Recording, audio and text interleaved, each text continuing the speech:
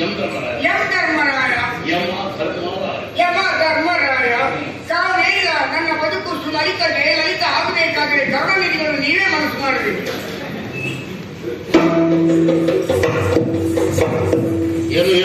ತಾವೇಗ ನನ್ನ ಬದುಕು ಲಲಿತ ಆಗಬೇಕಾದರೆ ಕರುಣಾನಿಧಿಗಳನ್ನು ನೀವೇ ಮನಸ್ಸು ಮಾಡಬೇಕು.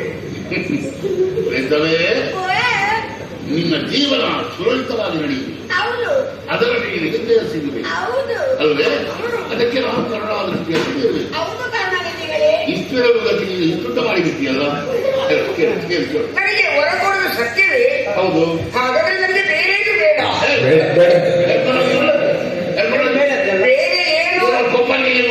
ಯಾಕೆ ಬೇರೆ ಏನೋ ಬೇಡ ಎನ್ನುವುದರಿಂದ ಯಾವಾಗಲೂ ಬೇಕೆಂದಲ್ಲೇ ಕರುಣಾನಿಧಿಗಳೇ ಅಲ್ಲವೇ?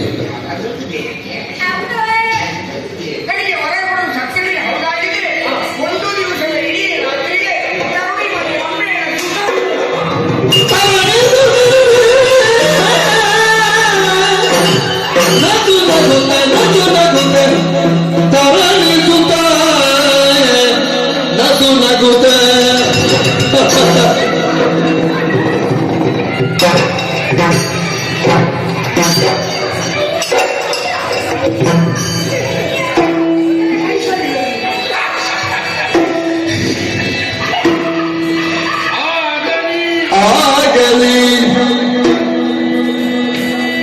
ಕರೆದಿವನನು ಅವಳಿರುವ ಮನೆಯೊಳಗಿರಿಸುತ್ತ ಉದಯಕ್ಕೆ ತಣ್ಣೀರಿನಲು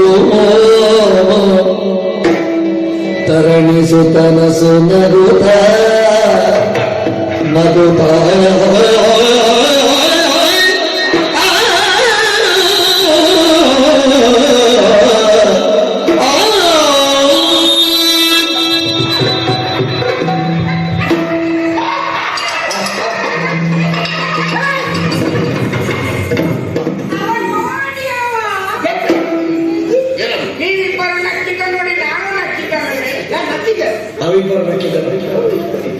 ನಮ್ಮನ್ನು ಸೇರಿದ ನೀನನ್ನು ಮಾತಾಡ್ತೀನಿ. ಅದೇನ ಗಾಡಿ ಸೇರಿ ಇಬ್ಬರಿಗೂ ನೆಗಾಡಿ ಆದ್ರೆ ಆಮೇಲೆ ನಾನು ನೆಗಾಡಿ ಗೆಲುವಿನ ಹಂಗ ಹೆಣ್ಣಿನ ಕಪಲ ಇನ್ನೂ ಬಿಟ್ಟು ಹೋಗಲಿಲ್ಲ. ಒಂದು ಹೊರ ಕೊಡ್ತೇನೆ ಅಂತ ಕೇಳಿದ್ದೀನಿವ, ಒಂದು ರಾಜ್ಯ ಕೆಲವೇ ಸುತ್ತಬೇಕು ಹೇಳಿ ಆಗಿದೆ. ಆಯ್ತು,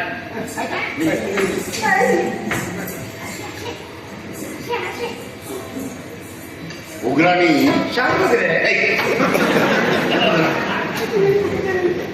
ನೀವು ಬರೆಯುವುದು ಯಾರು, ಓದುವುದು ಯಾರು? ಮತ್ತೆ ನಾನು ಏನು ಹೇಳಬೇಕು? ಹೌದಾ? ಹೌದಯ್ಯ, ಈಗ ನೀನೊಂದು ಕೆಲಸ ಮಾಡು. ಇವರನ್ನು ನೀನು ಕರ್ಕೊಂಡು ಹೋಗು, ನೇರ ಕರ್ಕೊಂಡು ಹೋಗಿ ರಂಬೆ ಅಂತಃಪುರದೊಳಗೆ ಬಿಡ್ಬೇಕು. ಆಮೇಲೆ ಹೊರಗೆ ಬಾಗಿಲಲ್ಲಿ ಕಾವಲಿರ್ಬೇಕು. ನಾಳೆ ಉದಯಕ್ಕೆ ಕರ್ಕೊಂಡು ಬರಬೇಕು. ನನ್ನ ಕೆಲಸಕ್ಕೆ ರಾಜೀನಾಮೆ. ನಿನ್ನ ರಾಜೀನಾಮೆಯನ್ನು ನಾನು ಅಂಗೀಕರಿಸಿದ್ದೇನೆ. ಎಷ್ಟು ಸಣ್ಣ ಕೆಲಸ ನೀನೇನು ಅಂಗೀಕರಿಸು? ಹಳೆ ಮಂದಿಗೆ ಎಷ್ಟು ವರ್ಷ ಹೋಗ್ಲಿಕ್ಕೆ ಹಳೆ ಮಂಡ ನಿಲ್ಲದು.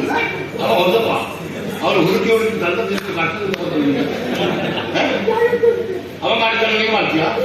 ನೀನ್ ಮಾಡಿದ್ದಾನೆ, ಅವ ಮಾಡ್ತಾರ. ಎರಡು ಒಂದೇ ಸಲ ಮಾಡ್ಲಿಕ್ಕೆ ಆಗ್ತದೆ ನಿಮಗೆ. ಅಧಿಕಾರ ಅಧಿಕಾರ ಇಲ್ವಾ? ಯಾಕೆ ಕೋಪ ನಿನಗೆ? ದೊಡ್ಡದಾಗುದು ಗಂಟು ಇಲ್ವಾ? ನಿನಗೆ ಕೋಪ ಬಂದಿರಬಹುದು. ಇವರನ್ನು ಕರ್ಕೊಂಡು ಹೋಗಿ ರಮ್ಯ ಅಂತ ಬಿಡುವುದು ಅಲ್ವಾ? ಅದನ್ನು ಹೇಸಿಗೆ ಕೆಲಸವಲ್ಲ. ಈಗ ಒಳ್ಳೆ ಕೆಲಸವೇ. ಉಗ್ರಣಿ ಕರ್ಕೊಂಡು ಹೋಗು, ರಮ್ಯ ಅಕ್ಕ ಬಿಡುದೊಳಗೆ ಬಿಡು. ಹೊರಗೆ ಬಾಗಿಲಲ್ಲಿ ಕಾವಲಿರು. ಮತ್ತೆ ಎಲ್ಲಿ ಕೂತ್ಕೊಳ್ಳೋದು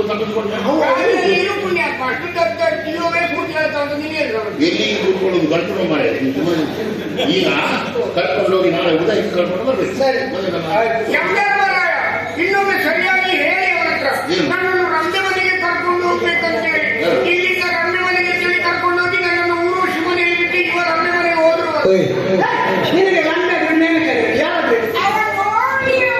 ಮತ್ತೆ ರಂಬೆ ಉರುಷಿ ನನಗೆ ತಿಳೋರ್ತನೆ ಎಂಟು ಗೋಜೆ ಎಲ್ಲರೂ ಚೆನ್ನಾಗಿ ಬರುವ ಗೊತ್ತಾಯ್ತಲ್ಲ ಭಯಂಕರ ಇಲ್ಲಿ ಬರುವುದು ಮತ್ತೆ ಯೋಚನೆ ಮಾಡಬೇಡ ನೀನು ಅಲ್ಲಿಯೇ ಬಿಡ್ತಾನೆ ಹೋಗು ಅಲ್ಲಿ ರಂಬೆ ಮೇಲೆ ಅವನಿಗೆ ಬೇಕಾದ ಸುಖ ನೀನು ರಂಬೆ ಅವನಿಗೆ ಬಿಡು ನಾಳೆ ಉದಯ ಕೊಡುವ ಅಲ್ಲಿ ಸ್ವಲ್ಪ ಕೂತ್ಕೊ ಆಯ್ತಾ ನಾನು